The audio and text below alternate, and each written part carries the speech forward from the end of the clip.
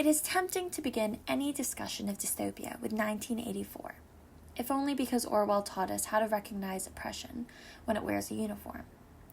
But the more unsettling book, the one that arrives earlier and cuts closer, is Yevgeny Zamyatin's We, written in the early 1920s and banned almost immediately.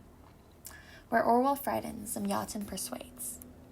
Where Orwell shows his power at its most violent, Zamyatin shows his power at its most reasonable. In We, the citizens of one state live in glass houses. Transparency is not a metaphor, but a policy. Nothing is concealed, everything is visible, Zamyatin writes, and visibility becomes virtue. Walls are clear, lives are regulated by tables of hours. Privacy is not forbidden so much as rendered unintelligible. To possess an inner life is not a crime, it is a malfunction. What distinguishes Zamyatin's dystopia is not the severity of its punishments, but the elegance of its logic. The one state does not threaten its citizens, it merely convinces them. The only means of ridding man of crime, declares the state, is ridding him of freedom. The sentence is delivered not as menace, but as mathematics. The novel is narrated by D503, an engineer and true believer who approaches life as a problem to be solved. We have no names, only numbers, he explains calmly, as though describing a moral advance. Individuality is inefficient. Desire is wasteful. The soul itself is treated as a primitive superstition, a residue from an irrational past. Happiness in this world is not an experience, but a calculation. Here, Zamyatin exposes something essential about modern authoritarianism. It does not always arrive dressed as brutality. Sometimes it arrives dressed as reason. The one state represents the Apollonian impulse taken to its extreme conclusion, the worship of order, symmetry, restraint, clarity, and intelligibility. Life is no longer lived. It is optimized. Harmony is enforced. Uncertainty is eliminated. Freedom, with its inefficiencies and contradictions, is reclassified as cruelty. Against this immaculate order stands the force Zamyatin understands just as deeply and fears just as much, the Dionysian, the irrational, erotic, imaginative, excessive dimension of being human that resists measure. It enters the novel not as an idea, but as a person. I-330 is not merely a love interest. She is a rupture. Where D503 worships clarity, she inhabits contradiction. Where he believes in straight lines, she moves diagonally. She drinks, smokes, laughs at the rules. She refuses transparency.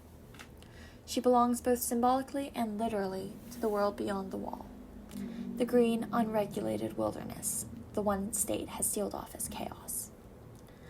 Love in We is not sentimental. It is insurgent. Under I-330's influence, D503 begins to experience what the state calls illness. I am sick, he writes. I have a soul. The line reads both as diagnosis and confession. Desire fractures his allegiance to reason. Love introduces excess. The perfectly sealed system of his mind begins to leak. This is where We becomes more disturbing than the dystopias it inspired. Zamyatin does not imagine rebellion as a clean moral awakening. He imagines it as something far riskier. An erotic, destabilizing force that arrives not with clarity, but with disorientation. Freedom does not feel virtuous here. It feels intoxicating, confusing, dangerous. It feels at first like madness. The one state understands this. That is why it fears imagination more than violence. Beyond the wall lies everything the Apollonian order has rejected. Unpredictability, passion, the animal, the forest. The world outside is not idealized. It is unstable and uncertain, but it is alive. And that aliveness is precisely what one state cannot tolerate. The conflict in We is therefore not simply between freedom and tyranny, but between two visions of life itself. On one side, the Apollonian dream of order, coherence, and legibility. And on the other, Dionysian insistence on excess, contradiction, and desire. Zamyatin refuses to tell us which is safer, He only shows us which is human. When Orwell later wrote 1984, he borrowed much of Zamyatin's architecture. Surveillance, regulated language, the suspicion of interiority, the idea that power seeks not mere obedience, but conversion.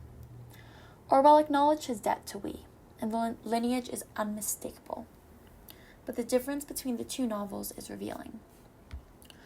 Orwell's world is brutal and gray, governed by fear and pain. Winston is broken by force. Zamyatin's one state is luminous. Its streets gleam, its citizens smile. Its oppression is gentle, paternal, logical. Where Orwell terrifies, Zamyatin seduces. Orwell asks, what happens when truth is destroyed? Zamyatin asks something colder. What happens when truth is replaced by certainty? I'm completely transparent, D503 writes with pride. Surveillance is no longer external, it is internalized. Obedience becomes self-policing. The most devastating control is not imposed from above, but embraced from within. The novel's ultimate instrument of power, the Great Operation, makes this explicit. The procedure removes imagination from the brain. Afterward, the patient is calm, content. Reason must prevail, the state insists. The Dionysian impulse is surgically excised, and what remains is peace. This is the horror Orwell never quite reaches. Not resistance crushed, but resistance cured. Stylistically, we mirrors its philosophy. The prose fractures as D503's imagination awakens. Mathematical metaphors dissolve into hallucination. Language itself begins to wobble, as though it cannot bear the weight of a life reduced to order alone. The novel behaves like a mind in revolt against its own conditioning. To read We today is to recognize that its warning is not primarily political, but existential.